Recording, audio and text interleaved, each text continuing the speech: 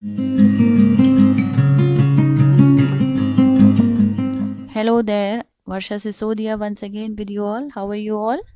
I hope you all are safe and sound at your home and enjoying the stay at home period. Today I am here with a video that helps you to understand the auto cleaning system of our body. Yes, our body has a system of cleaning itself automatically. This process, which helps in keeping the body clean, is known as excretion. No. We are not talking about external cleanliness. We are talking about physiological cleanliness. Yes, the internal environment of the body is kept clean with the help of the process of excretion. It helps in maintaining a favorable environment for the other three life processes to function properly. Excretion can be defined as the process of removal of metabolic waste and other toxic substances from the body. The metabolic wastes are the waste products or the byproducts produced from the biochemical reactions that are taking place in the body. And the toxic substances refer to the chemical substances that accidentally, knowingly or unknowingly enter into our body.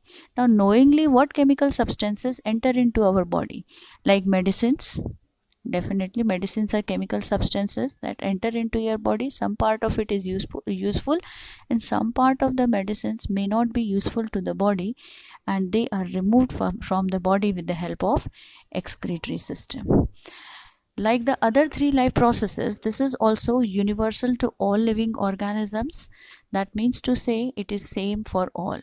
Whatever substances are not useful to the body, accumulation of such substances may be dangerous to the body and are to be removed time to time. And this removal helps in maintaining a congenial environment for functioning of the other three life processes. And this is the reason why it is so important to the body and is termed as a life process, a process that is crucial for survival of an individual. Now, how exactly is the process of excretion significant to the body? It helps in osmoregulation. Now, the term osmoregulation might sound new to you. It is actually regulation of the water and solute content of the body. So, the process of excretion helps in maintaining a even water and solute balance inside the body. Secondly, it helps in maintaining homeostasis. Now, homeostasis is again a new term to you all. It refers to the ideal chemical and physical environment in the body. Let us take an example of chemical environment of the body. Our body is made up of 70% water. This is what Madhuri Dixit taught us, right? 70% of our body is made up of water. Now, if the water content of the body goes down, that is, it is less than 70%, we add water by drinking it. And in case if it is more than what is required, we release water in the form of dilute urine. And that is how excretory system helps in maintaining a ideal chemical environment in the body. Same goes with other chemicals required for the body. Now, about physical environment, if you take an example of our body temperature, that is 37 degrees Celsius. In summers, the temperature of the body is more than what is required, and in winters, it is less than what is required. And our body, being an open system, exchanges energy with the surroundings. Now, under these conditions, it is very difficult to maintain a constant 37 degrees Celsius temperature inside the body. Now, what our body does to maintain it is during summer seasons, it sweats to lower down the temperature, and in winters, it burns fats to increase the temperature and maintains it to 37 degrees Celsius, ideal temperature for functioning of all biochemical processes. Thirdly, it helps in removal of toxins either produced as byproducts of the biochemical reactions or the added toxins in the form of medicines or insecticides or pesticides that accidentally enter into the body with our food. These toxins are removed with the help of our excretory system. Now, different organisms, depending upon complexity of their body organization, excrete these waste materials in different manners. Like if you see unicellular organisms, they have a single cell, no organs, no organ system. So simply they remove the waste materials by the process of diffusion. The concentration of waste materials is higher in the body and is lower in the surroundings. So the waste materials move from higher concentration to lower concentration, that is from the body to the exterior. This way the waste materials are transported out of the body. If you see multicellular organisms, they show presence of specialized organs for removal of waste materials. And now we are going to discuss about the different organs that help different organisms to remove waste materials from their body. Let us start with plants first. The structures that help in removal of metabolic waste from the body may differ from organism to organism. It may be different in plants, it may be different in animals, and from animal to animal also it may differ. Let us start with plants first. The very first organ that helps in removal of metabolic waste in plants is stomata. Yes, stomata, you heard me right. Stomata normally is only remembered by the students for the process of transpiration. Transpiration actually also is a form of excretion.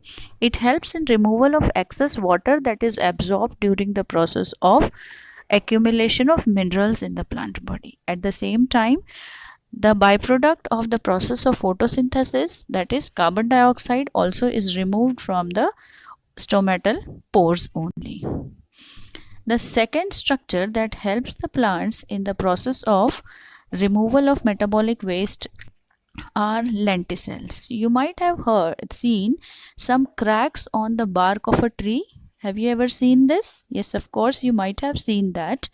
If you have not seen, I'll show it to you. Here, this is the bark of a tree, and the cracks in the bark of the tree are the openings, or what we call it as lenticels. And through these lenticels, gums and resins as the waste products are released from the plant body. As you can see here, the gum that we eat, गोंद जिसको हम बोलते हैं, that गोंद also is a form of excretion of plants. It is an excretory product of plants, and various plants produce gums and resins of various chemical compositions. May be useful to us, and sometimes these gums and resins may be harmful to us. Some are edible, some are inedible to us. Now the third, you might never have thought about this particular organ that helps in the process of excretion, the older leaves. The old leaves that become yellow and slowly are shed off by the plants, they also help in the process of excretion. Plants smartly reabsorb the useful substances from the leaves, and they deposit the waste substances into the leaves. That is the reason why these old leaves change their color, and then they are shed off from the plant body, taking the waste materials away with them. Another important structure that helps the plant in deposition of waste materials permanently into the body and providing mechanical support is old xylem. Old xylem vessels, when they become dead and are to be discarded from the plant body, gums and resins are deposited into them, and they become wood for the plant and start providing mechanical support to the plant body. So in a way, that waste material has been used by the plant for some other purpose. This is how plants smartly removes the toxic substances produced as metabolic waste from its body. Now moving on to animals, let us first see how these metabolic wastes are produced in the animal bodies. First of all, the raw materials like food and oxygen are taken into the body, and then the useless materials are egested out of the body. This when we were discussing about in the video of nutrition also, I told you, when the leftover materials are removed from the body, they are called as the process is called as egestion. It's not excretion. So useless substances, as it is when they are egested out of the body, the process is called as egestion. Now about useful substances like nutrients from food are used by the body. They are metabolized by the body. Useful products are used by the body. Now whatever products are not useful to the body, like urea and carbon dioxide, they are supposed to be excreted from the body. They are supposed to be removed from the body, and in the removal of these substances, the process of excretion comes into the picture. As we have discussed earlier also, depending upon the complexity of body organization, the organisms use different modes and different organs and organ system for removal of metabolic waste. Like if you see amoeba, a unicellular organism, so uses simple diffusion as a mode of excretion. If you see insects, they use Malpighian tubules for the process of excretion. Now human beings, the most advanced organisms on earth, use the most advanced system for the process of removal of waste material from their body. There are number of organs that help human beings in the process of excretion. The very first one is lungs, that helps in removal of carbon dioxide and water in the form of water vapors. Second organ that helps human beings in the process of excretion is skin.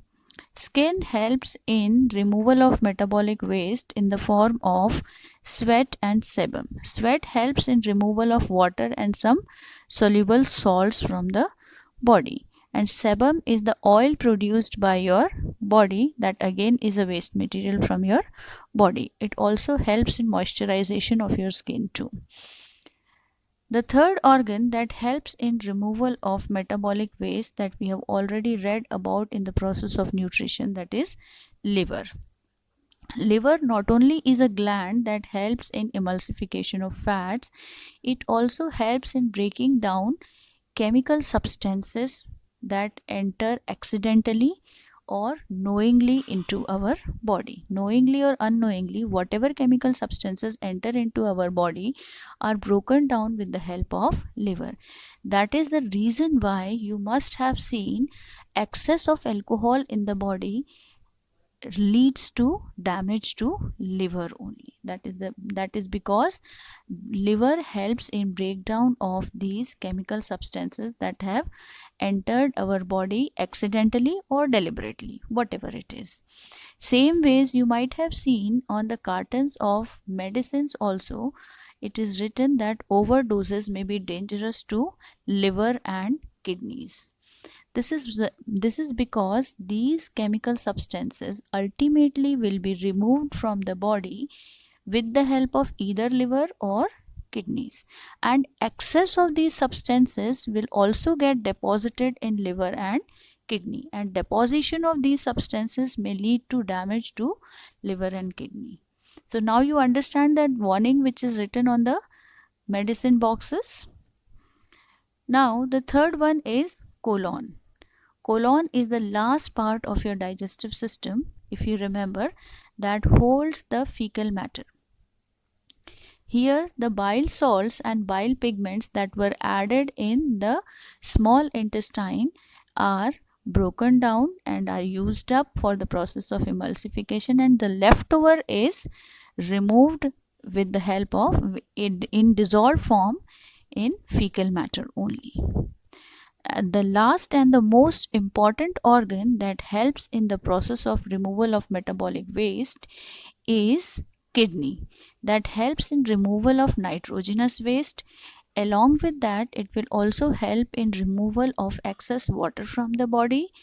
The vitamins, the water soluble vitamins that have been ingested into the body in excess also will be removed from here. and the excess nutrients that we have taken and which were not metabolized into the body and are not able to store in the body will also be removed by kidneys. So that is how the kidneys play a vital role in the process of excretion. Out of all these waste materials, the nitrogenous waste mentioned here in the slide is the most dangerous waste material that is to be very carefully removed from the body. The nitrogenous waste that is produced as a result of metabolism of proteins is ammonia, and ammonia is a highly toxic substance. Accumulation of ammonia in the body, even for a short period of time, may be very dangerous for cells and tissues. And if ammonia is to be accumulated, stored in the body for a short period of time, it is to be diluted properly. Now, for dilution, we require water, and not all organisms have ample availability of water for such high dilution levels. And for this reason, different organisms convert ammonia into different chemical substances to reduce its toxicity. Like if you talk about human beings, we convert ammonia into urea. And if you talk about birds and reptiles, they convert urea into uric acid depending upon the availability of water. If you talk about aquatic organisms, they have ample availability of water and they can remove ammonia in whatever dilution levels they require. So that is the reason why they remove nitrogenous waste in the form of ammonia itself. Now, talking about human beings, they do not have water as much available as much to the aquatic organisms. So here these organisms, human beings, are supposed to conserve water. At the same time, they are supposed to release nitrogenous waste also. For this reason, they convert ammonia into urea, which is less toxic and requires lower dilutions. But as soon as it is released from the body, the urea immediately gets converted into ammonia. And this ammonia is the reason for the pungent smell that we get in public urinals. There is a pungent smell that is irritating to our senses. That pungent smell is of ammonia because the urea that we have excreted in the form of urine immediately gets converted into ammonia as soon as it comes in contact with the atmospheric gases. So that is the reason of the pungent smell in the public urinals. The last one, the birds and reptiles, they excrete nitrogenous waste in the form of uric acid. Uric acid is the least toxic nitrogenous waste and requires least dilutions. You might have seen the excreta of a bird. There are two portions in the excreta of the bird, a black portion, and on top of that there is some portion that is white in color. The white portion of the bird's excreta is the uric acid. It is almost excreted in a semi-solid form. It is so less toxic that it can be excreted in a semi-solid form too. And on the basis of the type of nitrogenous waste excreted by the organism, they are known to be ammoniotelic, ureotelic, and uricotelic. If ammonia is released as it is, the organism is called ammoniotelic. If ammonia is converted into urea, the organism is called ureotelic. And if it is uric acid, it is called as uricotelism. Now the further details of human excretory system we will discuss in the next video. Till then, goodbye and stay safe.